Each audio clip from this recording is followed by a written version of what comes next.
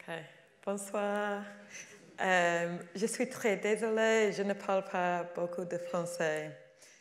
So I'll be speaking in English, if that's okay. I'll try and talk slowly, though. So if it's too fast for anyone, if you wave, I'll slow down. So my name is Anna Fleming. I'm a climber and a writer, and I'm from Edinburgh in Scotland. And in terms of background, I have a PhD in poetry, and I recently published my first book, which is this, Time on Rock, A Climber's Route into the Mountains. And this is a nature writing book about rock climbing and connection to mountains through climbing and through nature. So this talk, I'll try to talk for about 45 minutes, and then we can have time for questions afterwards. And over the course of this talk, we'll look at the background of mountain literature and where mountain literature comes from, and then I'll introduce you to Time on Rock as well, and my new project that I'm very excited to be here at the Anne Makowski Foundation working on. So thank you all for coming tonight. In terms of mountain literature, I particularly endorse the poetic environmental tradition of mountain writing, and that sits with the sympathies of the Anne Makowski Foundation that supports nature writing, and that's what I've always been most interested in writing about and reading about in the mountains. And the mountains are very important to me as a person. My mountains in Scotland are very different height to yours here in the Alps, but it's amazing to be able to compare them and learn different things from each set of mountains. While we love mountains now, we did not always. So before the 18th century, Europeans dreaded the mountains. They were seen as ugly, raw wildernesses of stone, murderous enemies of cultivated life. So mountains, before this big trend in mountain culture, were thought of as the resting place of witches, trolls, giants, hags, and fairies. These were very dangerous places. In Scotland, we had the legend of the Caillich, who was this woman, a giant woman, who strode around, and she had this apron full of rocks. And wherever she dropped a rock, a mountain would form. And it's similar in Norway. In Norway, they have the trolls, so they see a lot of their mountains as these trolls that have been caught by the sun and frozen in stone forever. So mountains were seen as dangerous places where the spirits might come and get you, and any sensible person would avoid them. But this changed around the turn of the 18th, 19th century, and the sublime came in as a new way of thinking about mountains. So this painting here by Caspar David Friedrich from 1818 captures the wanderer above the sea of fog.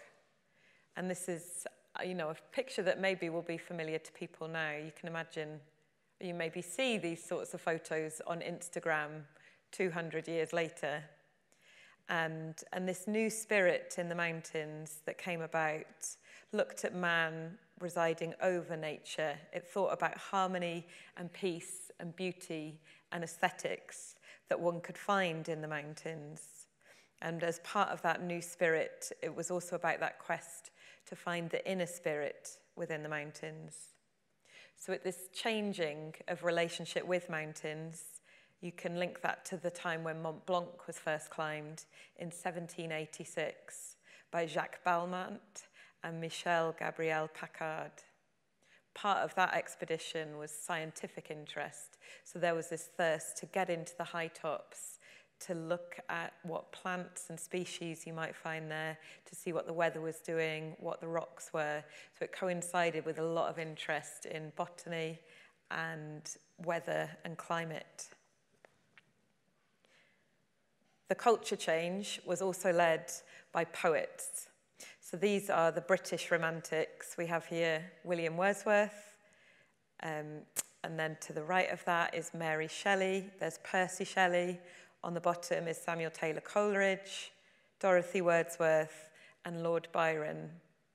And these romantic poets were very keen to change how people saw mountains and relationship with mountains and with nature and the outdoors. This was around the time that the Industrial Revolution came in and urbanization was happening. So people were moving more and more out of the countryside and into cities where these big chimneys were coming with piles of smoke. And this is the start of pollution as we know it now, the great air pollution that we all experience. And at that time, these poets reacted against it, and they were very radical in what they were writing and how they were treating the mountains. They saw these as a world apart, as a pristine environment that you should go up into and learn and explore. And so this was the time when people began to roam much higher into the mountains. And all of this crew, except maybe Coleridge, did make it to the Alps. The British have always been keen to leave our island. The Grand Tour, travelling from the UK to Italy, passed through the Alps. And at first that was seen as the unpleasant bit of the journey to cross the Alps.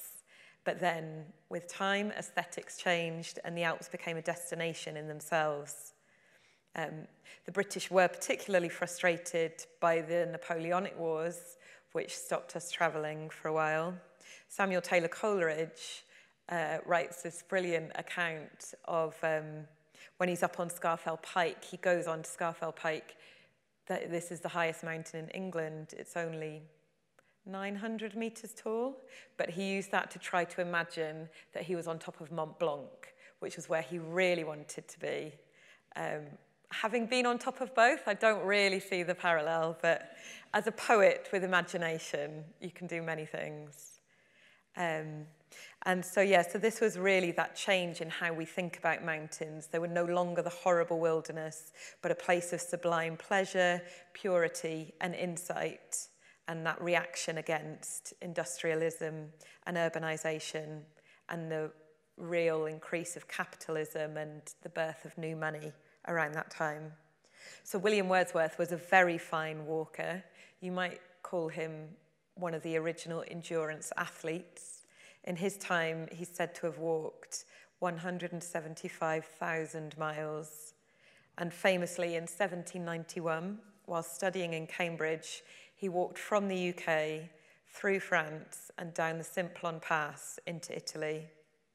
And much of this journey then formed the basis for The Prelude, his long autobiographical poem. Within that poem, there are mountain climbing sections. He describes climbing to the top of Snowdon, the highest mountain in Wales, which is, again, only 1,000 metres. But he goes up at night time and he's there in the darkness, watching the sunrise and seeing the clouds come up, which everyone has historically thought was an amazing, very unique Wordsworthian thing to do. But having been looking into the archives, I now find that a lot of people were climbing at night. And I found a beautiful letter by a woman describing climbing Snowdon on her own with a Welsh guide in the years before Wordsworth did it. The Alps actually were a slight disappointment for Wordsworth.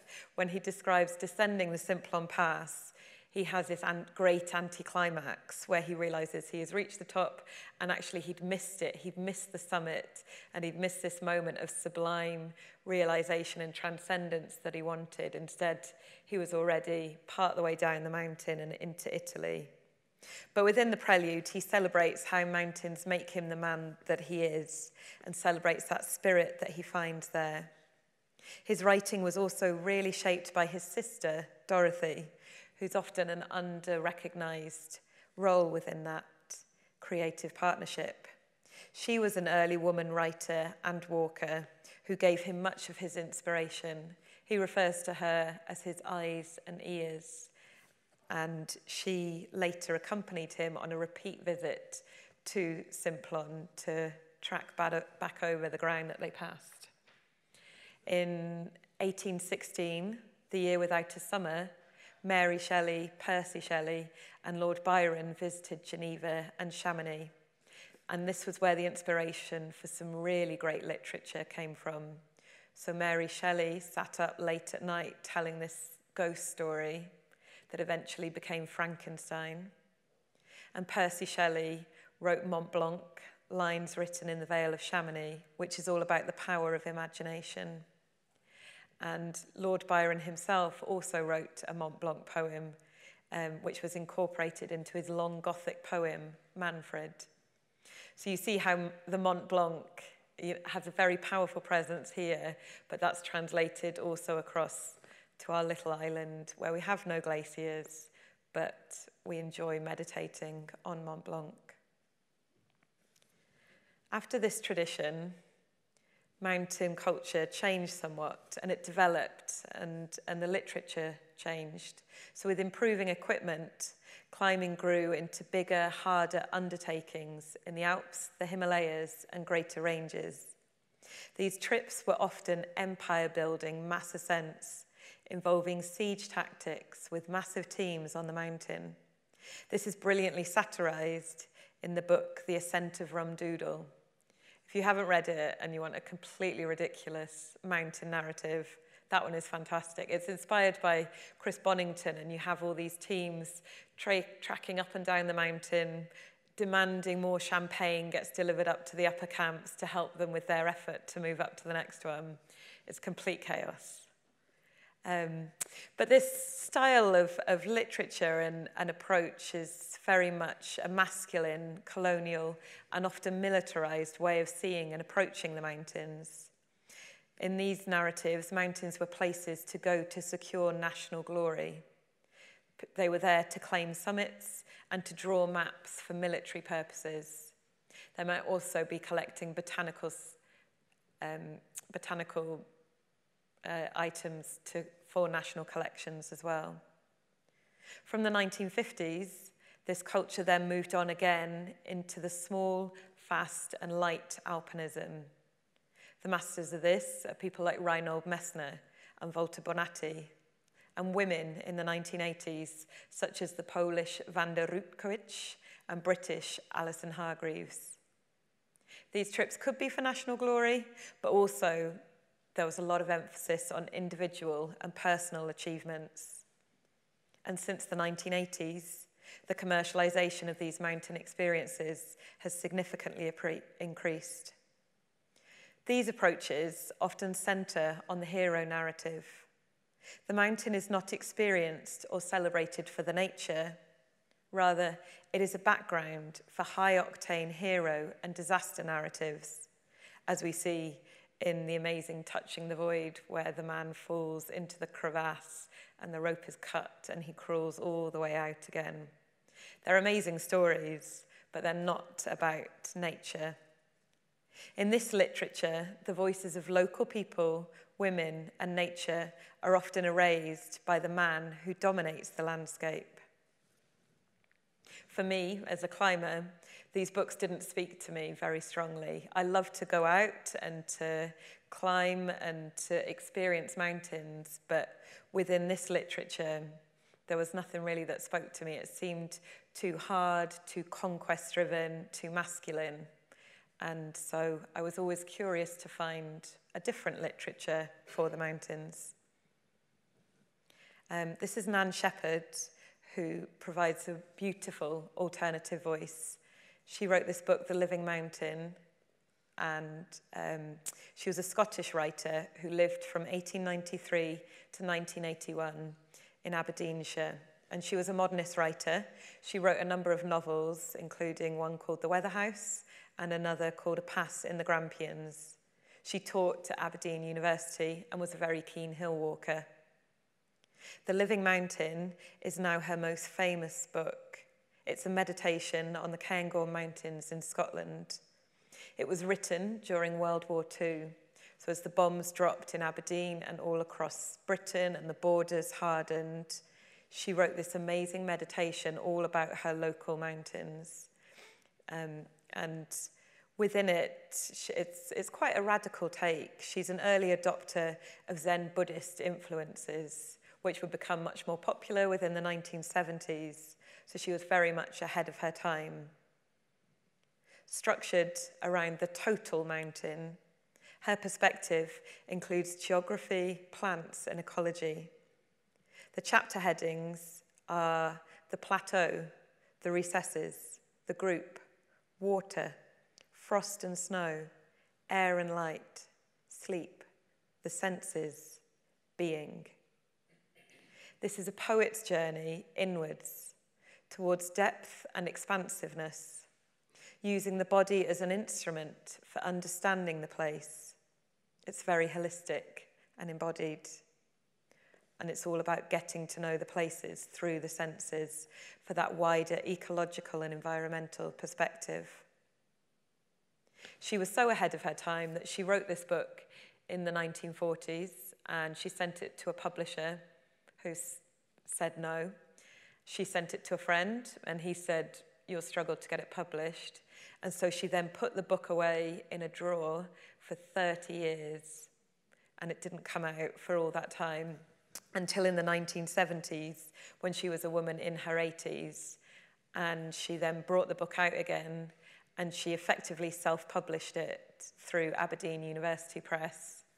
And it did okay then, but it was basically through later years, it's really gained in popularity, and especially in the last 10, 20 years, it's really grown. And I think this is because she offers something that we need. I think at this moment, we're going through a big social, cultural, natural transition where we're really looking to change our relationship with nature and see how we can approach nature in a way that's less extractive, less exploitative.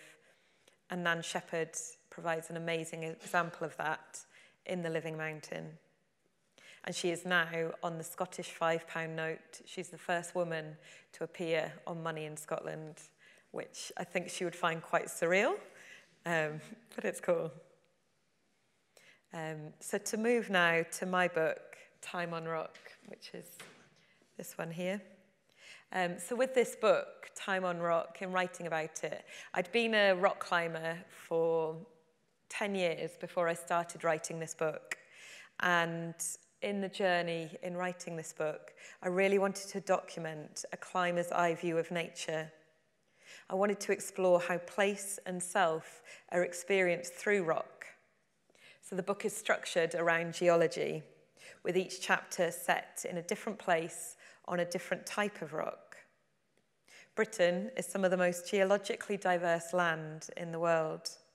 Our little island has travelled from the southern hemisphere, where it was once down beside the South Pole, and drifted northwards up to where it is now. So I set out within this book to explore the physicality of a climber's relationship with landscape. I wanted to look at how the rock shapes different sequences of moves. It was my fascination and obsession to capture the differences between, and this is specialist climbing talk, but for me, slate, which is the very smooth rock that you get on roofs, that has very, very micro little moves, compared to this rock that you see on the screen. This is gritstone, which forms in Yorkshire, and to climb that, you need to do very big, round, physical moves. You have to make holds with your hands, and it feels very burly, and it's very big in your shoulders, whereas that slate is much more these kind of moves. And that was my obsession, was to try and capture and map that movement.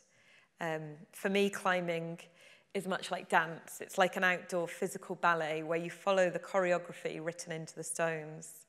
It's sort of, for me, like reading music. If you turn up to this sheet of new music and you want to read it for the first time, I just find so much excitement like that when I look up at a rock face and I see that new line, and I want to learn to read it and to move my body with the forms that you find there.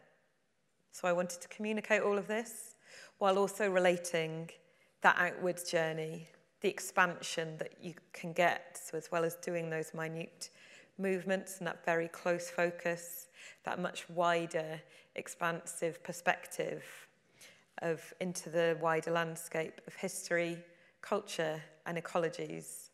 I wanted to show that holistic, total, and immersive perspective. So the book draws from a range of literary traditions, from nature writing to dance and mountaineering. I'll read you a passage.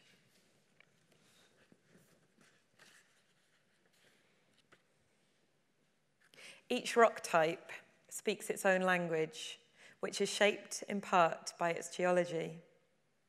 Different stones are composed of distinctive minerals, giving rise to particular textures and densities of rock, which erode in their own characteristic style.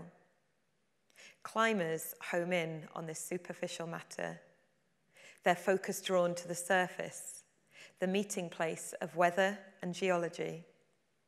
Rocks have patterns, and climbers learn to read these patterns by mapping their body to the stone.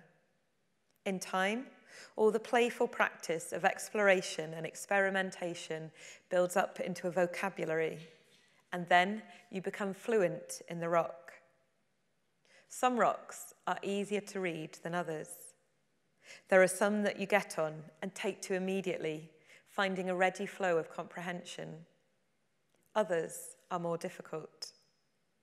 Some have a complex grammar that you struggle to get your head around, and as you make your way into that alien language, you meet frequent stumbling blocks. Gritstone, this rock before you, has an air of simplicity.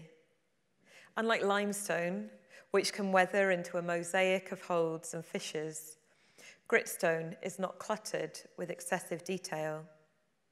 It is typically laid out in rounded breaks, cracks, smooth walls, and sculpted forms. The roots tend to be short, many a mere 10 or 20 meters. And so, scanning these simple-looking lines, you predict a sequence of moves, anticipate the challenges, and set off. On the rock, however, you discover your mistakes.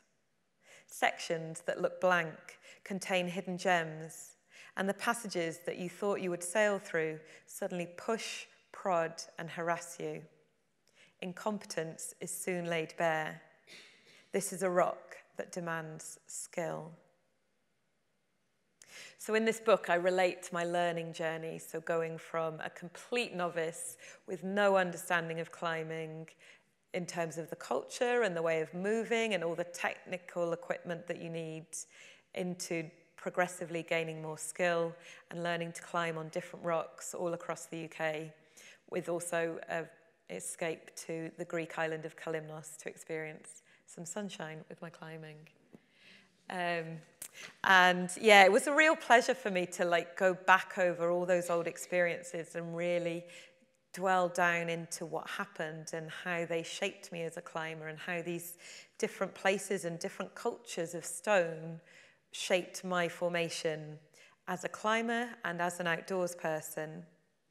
And one of those very important places was the Lake District in the UK. The rock there's quite a mix of rocks because it's a volcanic area. But one of the main ones is this rock called rhyolite, which I absolutely love. It's one of my favorites. It's it's got a really nice texture for climbing, so you get a lot of grip. And whereas I've just complained about gritstone here, where you climb and you can't find anything to hold, rhyolite has lots of nice little things for you to work with. So it feels very detailed and very kind and friendly. And I got to know the Lake District very well because I lived there for a year while I was studying my PhD. So my doctoral thesis was on William Wordsworth and looking at how he wrote about the communities of the Lake District and how they shaped his poetics. Within this, I was very privileged to spend a year living at the Wordsworth Trust Archive in Grasmere, right in the central Lake District. From my bedroom window, I could see the cottage, Dove Cottage, where William and Dorothy and Samuel Taylor Coleridge had sat up late at night and written their poems. And it was incredible to be in those surroundings, in that setting, and also with the archive that holds 90,000 objects from the Romantic period, so you could pull out their letters and read them on the paper that they had written them in. It was a very powerful experience. But it was also, living there was quite challenging because it's such a touristic place. So everywhere you go, there's lines and lines of people And so to find quiet places while I was out, I found myself going more and more to the rocks and the cliffs, which tended to be much quieter. And then I also began to find that real fascination with those rocks as well, and that real interest in these features as the bones of the landscape and the architecture of that place. And while I was there as well, I also met with the local communities and began to see the world through their eyes, which was very distinctive from both the tourist perspective and the athletic sport climber. There was one climber and family in particular who I spent quite a lot of time with, who were the Burkitts, who within British climbing culture, I didn't know this at the time, but they're very strong climbers, very, very strong, but they're very reticent about their achievements. You'll never hear them boast, never hear them brag about what they've done. It takes a lot to get it out of them.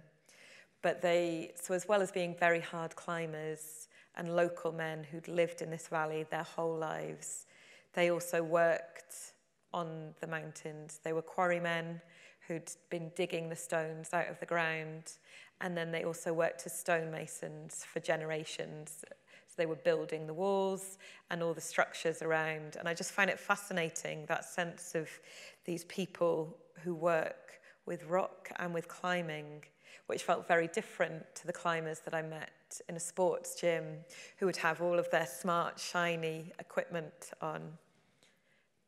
Here's Bill Burkitt and myself and a radio presenter interviewing us above Pavey Ark, which is a beautiful part of the Lake District. As I became more familiar with Bill and his family, I was struck not so much by their elite abilities, but the way that their climbing prowess was folded into a particular way of life. Rock is their medium. Living locally, these climbing craftsmen all work the stone. First, grandfather Jim as a slate quarryman, and now Bill's son Will and his nephew Dave as stonemasons. From Monday to Friday, they dressed the rocks, constructing walls and buildings across their home valleys, reshaping the area's stony architecture. And their skillful approach widens out into environmentalism. When the grandfather Jim stopped climbing, he continued using his expertise as a volunteer for the Nature Conservancy, climbing up cliffs and insecure steep ground to check birds' nests. Similarly, Dave rescues stranded sheep from cliffs. Heading out to climb with Bill, he always pointed out the world around the rock. He knew the roots, personalities, and histories of the local climbers, and also spoke fluently on other histories, from geology to Neolithic axe factories, mining, and quarrying. He knew the life of the valley, its people and peregrines, the insects, ferns, and rocks. This wide-ranging knowledge always started from and came back to the rocks, which were at the centre of everything. For this family of exceptional craftsmen, climbing was not a sport. It was fundamental to being in a place. That year transformed my relationship with climbing. After 6 years of indoor climbing, this was the first time I'd been properly cut off from the indoors. The local stone provided the perfect entry point. In the lakes, I got stuck into more climbs and crags, building up so much more of that experience, which is integral to the craft of traditional climbing. And with increasing familiarity, I relaxed on those old volcanics and began to notice more. The colours and textures of the rock, the feel of the wind, sounds, plants, other creatures. I began to appreciate how rock climbing enables a distinctive understanding of landscape, an intimate, personal knowledge, which can also extend outwards to encompass other aspects of the environment. In the lakes, I began to develop an understanding of how the cultures of the people, plants, animals, and rocks ran together, their lives and natures intermingling. And it was climbing, above all other activities, that helped me to realise this. Climbing helped me to feel at home in the Lake District, giving me a tool to access some of the depth, breadth, and culture of that place. And another place where this appreciation of cultures of stone really deepened is in the slate mines of North Wales. And here, a real sense of how the language also runs together with rocks and relationship with stone came out very strongly. So the chapter that I write in North Wales is set in this giant quarry called Dinorwig, which is this giant hole in the mountain. In its day, it was one of the biggest slate quarries in the world, and thousands and thousands and thousands of tons of slate were excavated from this mountain that was once a big mountain and is now this vast void. And hundreds of thousands of men, Welsh men, worked there. 300 died working in that quarry. So it's a place that you go into now. It's no longer an active quarry. It's a post-industrial space. And you go into there, and unlike all the other places I described climbing, you really climb with that sense of history of those men that were there, that aren't there anymore. There are rusty ladders beside you. There are rusty chains. You work on these levels that these men dug out. You work on rock faces that were made by these Welsh men. And there are deep connections, I found, between those rock faces and the men and the language and the ways of seeing the rock. So in our little team of 3, as we climb, we work a small bay of rock, looking out the lines that will open the rock and open our bodies. We take it in turns. One person climbs, another belays, and the third watches on, calling up advice and encouragement. When the climber descends back down to the level, we shift roles. Not so long ago, a different group occupied this space. A crew of 4 Welsh quarrymen dressed in corduroy trousers, hobnail boots, and flat caps. The earlier 19th century quarrymen had equally distinctive style. They wore white fustian jackets, flannel shirts, flannel trousers, and a bowler hat. This slate bay would have been their bargain, their working rock face that they had negotiated from the steward. To strike the bargain, the men were able to read the rock extremely closely. A good bargain was highly sought after. There, the slate peeled away in delicious slabs, vel menin, like butter. The bad bargains were full of convoluted rock that was beset with defects, curls, veins, joints, and dense, hard rock. No helmets, no harnesses. To release the slate from the mountain, the quarrymen hung from ropes tied around waists and looped around thighs while they levered, wrenched, hammered, drilled, and blasted away the very rocks that they stood upon. Their physical knowledge of the slate must have been extraordinary. Glimpses of that expertise can be found in the language. In the mines of Blaenau Festiniog, a vein of slate was known as a llygad, an eye. When the quarrymen opened the rock, they saw it as opening up the slate's eye.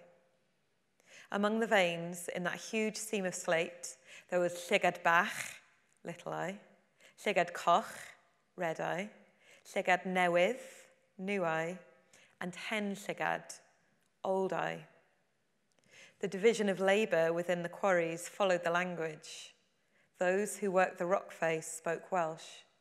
The capitalists who owned the site and sold the finished slates spoke English. It was therefore proudly asserted that slate spoke Welsh. Unfortunately, none of our crew speaks fluent slate.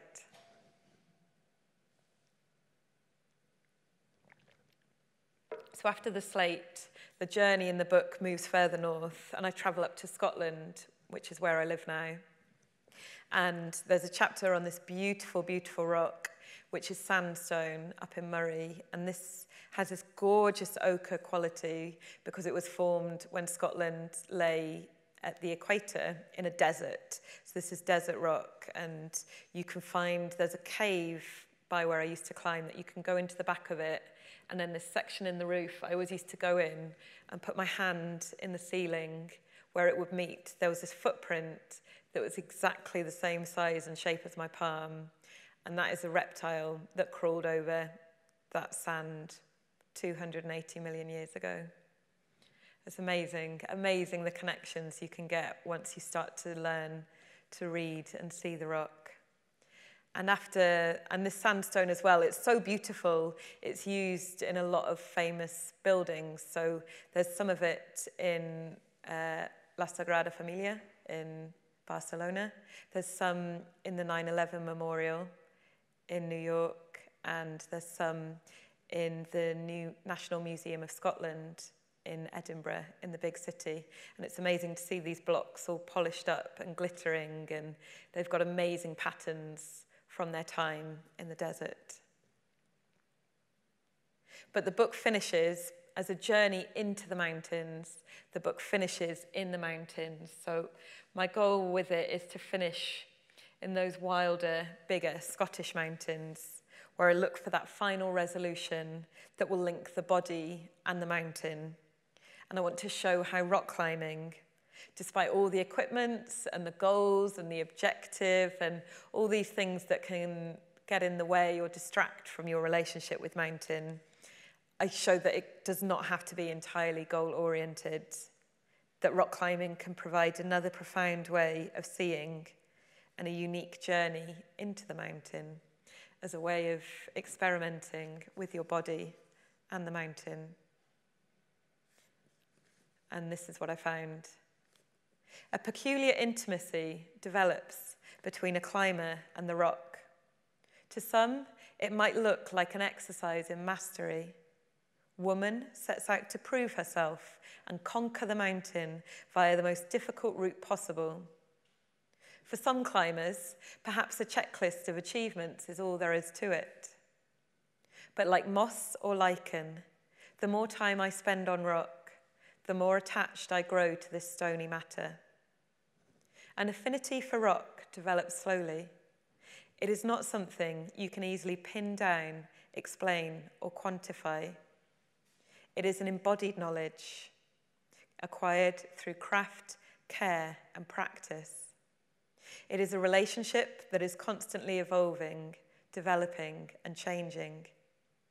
In the process, for better or worse, the medium becomes ingrained in your being. We shape the rock shapes us. So that is the journey of time on rock, from those small rocks into the bigger mountains and finding that profound connection with the landscape and showing all those ways that you experience the world very differently when you're in that vertical terrain.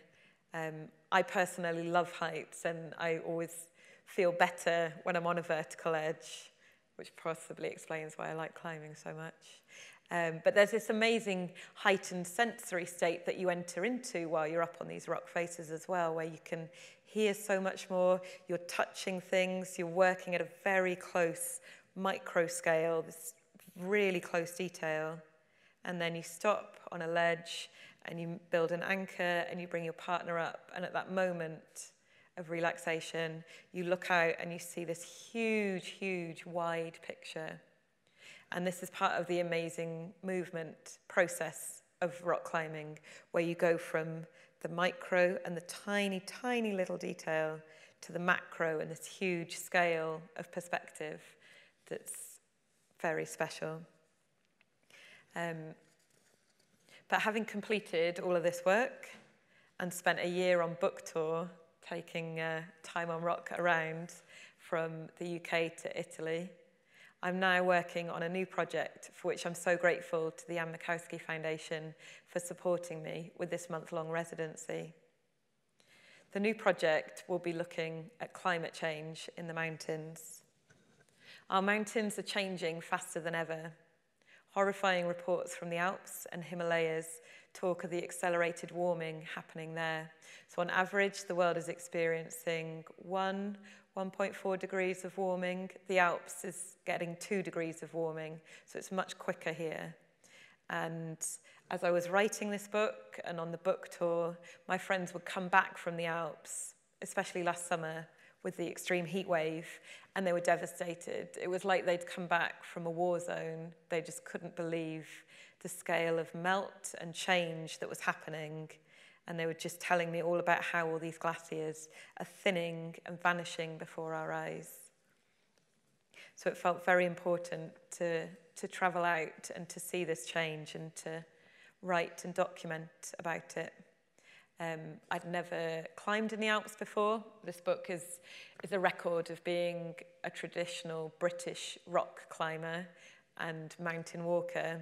And this summer, I set out on a mission to become an alpinist. So I spent 6 weeks climbing in Chamonix, which was a very enjoyable and surreal experience. I imagine the place is very different to how the Romantics would have experienced it.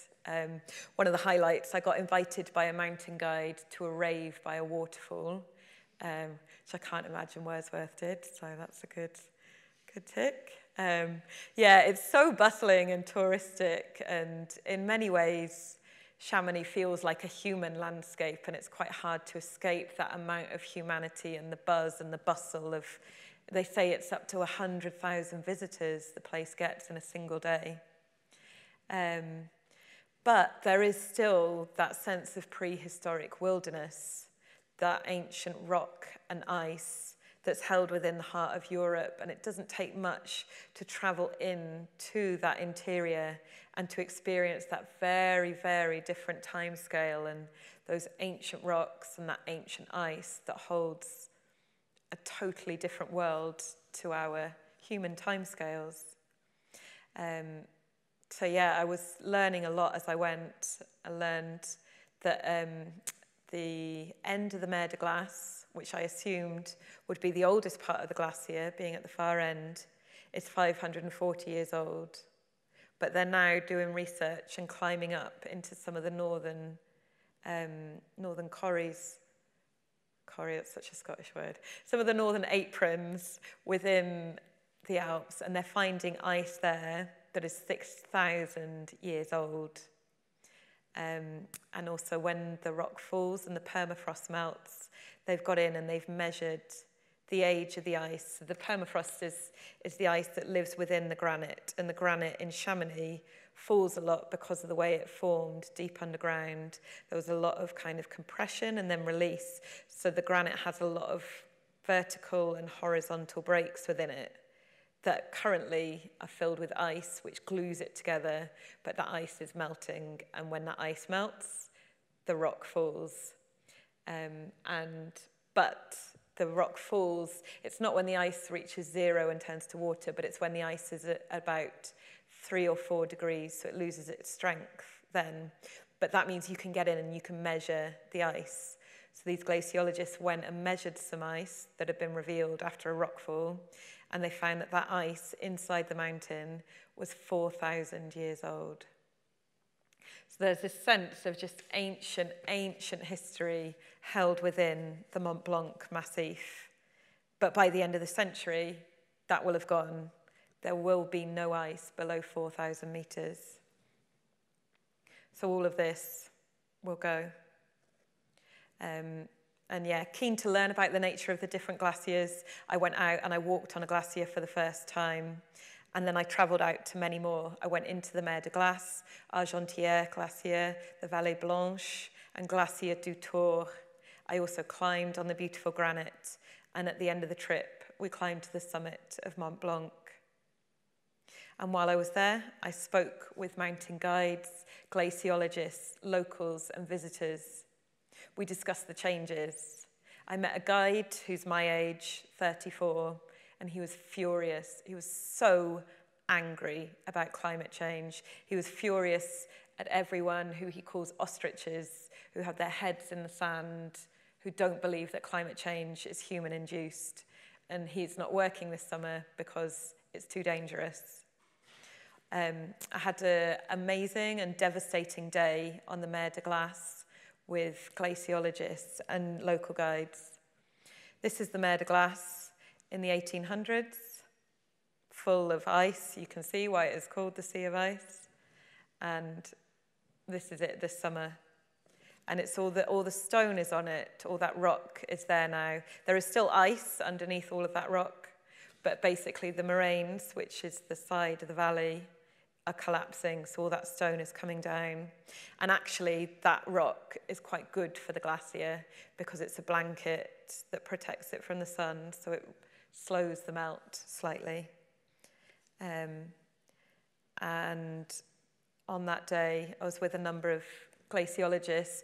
This is Luke, he did his PhD on the water and the way that water melts inside glaciers. So he spends a lot of time actually underneath glaciers and measuring the way that the water flows and melts out from underneath it.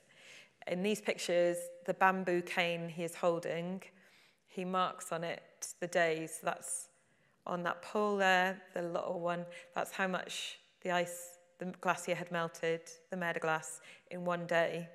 The top of that big stick, this photo was taken in mid-June. The top of that big stick is early May. So it's huge, huge, huge rate of melting happening there. And on this day when we were out with these guides, they told us all about the melt, all about the disappearance. And at the end, this scientist told us that the United Nations says humanity is unlikely to survive the 21st century. Our existential crisis is so big, this is a massive state of emergency. The changes are unprecedented and devastating. And so for my next project, I will write on the melting mountains. I want this book to serve as a holding place that will store all the stories that are coming out at this turbulent time. I will meet glaciologists, ecologists, mountain guides, locals and visitors from around the world. I will share the emotional stories that are coming out, the glacier funerals that are happening this week in Austria. An Italian woman I met last summer told me she could not look at the mountains that summer because for the first time they had turned from white to black. The book will also record the science. It will share the knowledge, the wonders, and how we are adapting around the world. It will be a work of nature writing, recording the life of the mountain, reflecting on the impacts on the plants, animals, and glaciers of the mountains, alongside the human impacts. And so, as a global problem, it will be a global book with chapters in the Alps, looking at Chamonix, Switzerland, and the Dolomites. There will be a chapter in Scotland where I look at the changing plant and animal life and how the biodiversity is adapting with their warming. I'll go to Canada to look at forest fire, and La Paz in Bolivia for a mountain city culture that is facing drastic water shortages. La Paz has a population of 2 million. It's at an elevation of 3,600 meters, and the water comes from these glaciers on the mountain that are disappearing. And so when that goes, it will be very, very challenging for them. So they need to reduce the water that they use, but they need to find some way to store it. I hope also to travel to Patagonia with a glaciologist to examine the southern ice field, and possibly also the Himalayas to explore the epic human impact of the disappearing ice. The glaciers act as water towers. They're reservoirs and sources of life that hold water in the Himalayas for 1 billion people. So this new book will be a gift to the future generations so they can know how it was. They can know what it felt like to walk across a glacier, and they can know what we were doing as the world changes around us. For we are living through the most profound moment in human history. Thank you.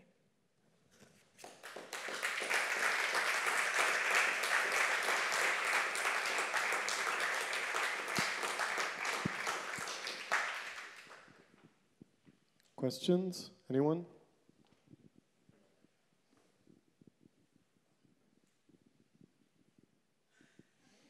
Stunned into silence. Thank you, first of all. And just, you mentioned that climbing is like a physical ballet. I'm just wondering in what way the movement of climbing kind of reflects your emotions as you climb. Just kind of the link between motion and affect. Yeah, I suppose, I mean, with climbing, I try to keep emotion out of it to an extent. But I mean, the principal emotions that I often feel when climbing are like extreme happiness or extreme fear. And there's that really, the joyful state of flow is the one that I always want to be within, and that's the one that feels most dance-like, where, you know, you're moving in that sequence and you're moving with the rock and you're finding those shapes and movements, and there's that incredible sense of flow between you and the stone. And that's the like most joyful place. If I'm very frightened, then the body is much more tense. You know, you're holding a lot of fear and you're not able to move in such a nice way, and you maybe you just don't move as well. So those are kind of the two big emotions that I work with.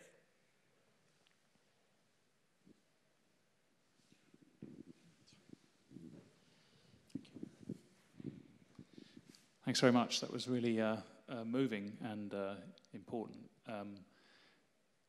I'm interested, you're clearly sort of in some ways coming from a romantic perspective and kind of subjective, and you know, maybe the romantic tradition is kind of anti-rational, and but then you're obviously an expert on geology and glaciers too. I'm learning.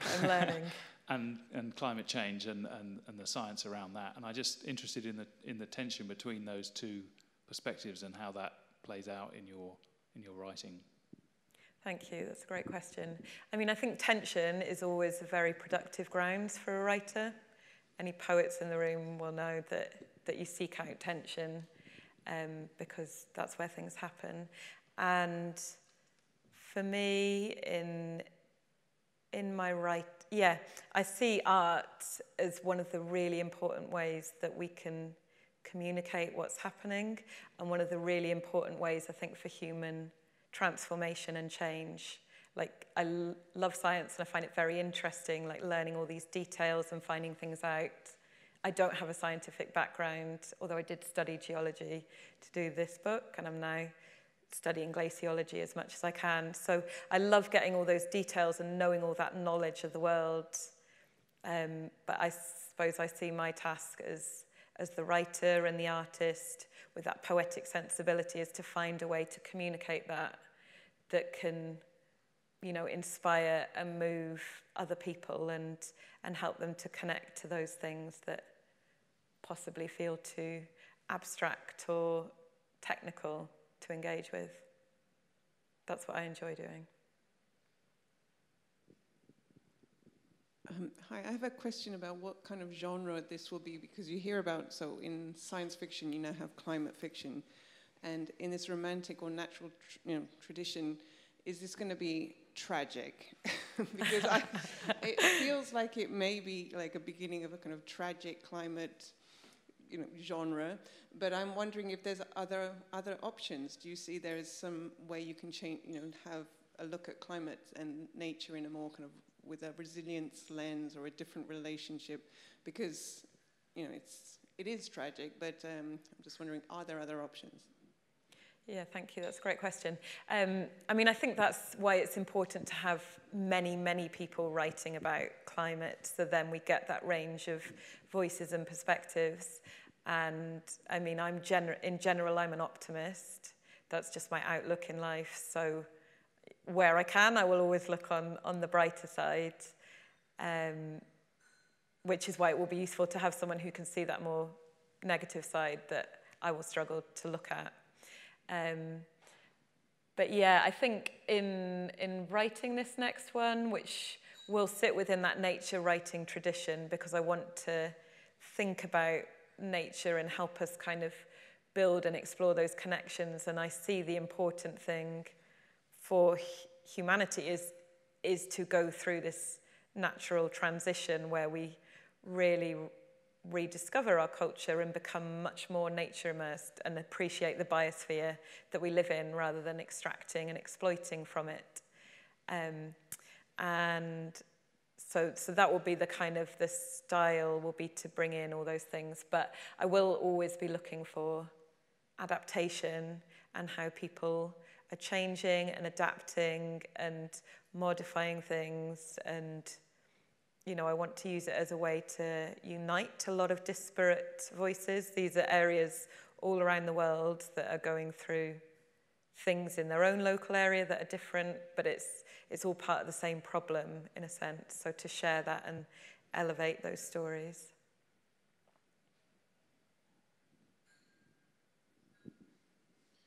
Okay, well, I would like to thank Anna Fleming again for that wonderful presentation and invite all of you to continue the conversation upstairs with something to drink.